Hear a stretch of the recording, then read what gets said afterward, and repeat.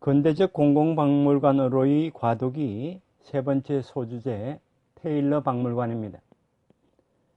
네덜란드의 하를렘에서 18세기 후반에 만들어진 테일러 박물관도 국립 공공박물관에 이르는 과도기의 하나였습니다. 이 박물관은 물리 연구를 박물관에서 한다는 특색을 가지고 있었기 때문에 조금 자세히 살펴보도록 하겠습니다. 테일러 박물관은 직물 비단업자 은행가였던 피터 테일러의 유언과 유산에 의해 설립되었습니다. 그는 소수파인 매너파의 기독교인이었고 사회에 공헌하고 사람들의 계몽에 관심이 있었습니다. 그래서 1770년에는 하를렘 그림학원 설립 후원자가 되었습니다. 1752년에 네덜란드 최초의 학술협회인 네덜란드 과학협회가 윌렘 5세의 후원으로 설립되었는데 테일러는 매너파라는 이유로 이 단체의 멤버는 될 수 없었습니다. 이러한 배경도 있고 해서 자녀가 없었던 테일러는 사후에 신앙, 예술 및 과학을 장려하기 위하여 2개의 테일러 협회를 만들 것이다 라는 의사를 항상 이야기하고 다녔습니다. 그 협회 중 하나가 테일러 박물관의 모체입니다.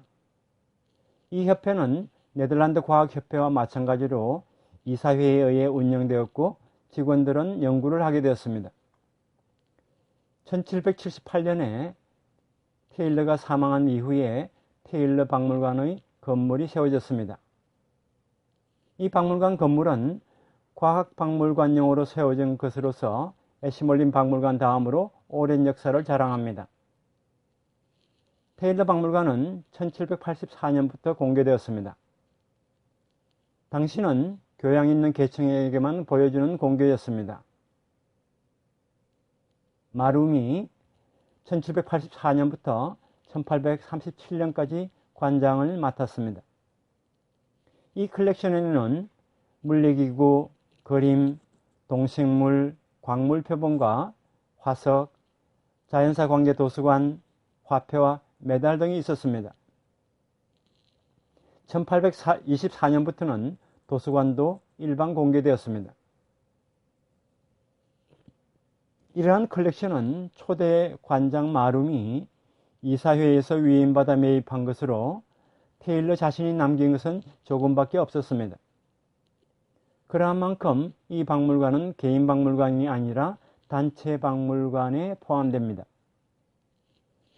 테일러 박물관의 성립은 부자의 유언에 의해 만들어졌고 연구기관이었다는 점에서 나중에 이야기하는 미국의 스미소니언 협회와 닮았습니다. 과학연구를 지속해온 특징은 스미소니언보다 분명합니다. 컬렉션은 창립자가 남긴 것이 아니라 매입한 점, 이사회가 있었던 점, 직원은 박물관 실무와 연구에 종사한 점 등 테일러 박물관에는 현대박물관과 공통점이 많습니다. 학예사라고 하는 직업은 이 박물관에서 탄생했다고 할 수 있고 마룸은 세계 최초의 박물관 학예사라 할 수 있습니다. 이 테일러 박물관의 이사회는 사람들을 계몽, 교육시키는 설명은 어느 정도 장치가 있으면 좋겠다고 생각했기 때문에 연구용 설비와 수집의 사고방식 및 비용을 둘러싸고 마룸 등 학예사들과 알력이 있었습니다. 이것도 현대박물관과 꼭 닮았습니다. 테일러의 의사에 따라 또한 마룸의 노력 덕분에 테일러 박물관은 박물관과 과학연구소를 겸비한 시설이 되었습니다. 실험 강의도 마룸 이후 실시되었습니다. 프랑스 혁명 이후 프랑스의 지배하에서는 마룸이 프랑스 혁명 정부의 요인들과 돈독한 관계에 있었기 때문에 컬렉션이 손상되는 것은 피할 수 있었습니다. 프랑스 황제 나폴레옹은 1811년 테일러 박물관을 방문해서 국민교육에 기여할 이 박물관의 역할에 흥미를 보였다고 전합니다. 이 박물관에서는 마룸 때부터 카탈로그 출판에 주력하고 있습니다. 1909년부터 1928년까지는 노벨 물리학상을 수상한 로렌츠가 관장을 역임했습니다. 공개 강의를 실시함과 동시에 물리학 연구를 이 박물관에서 했습니다. 그러나 1995년에는 연구용 실험실이 폐지되고 직원이 연구하는 전통은 단절되었습니다.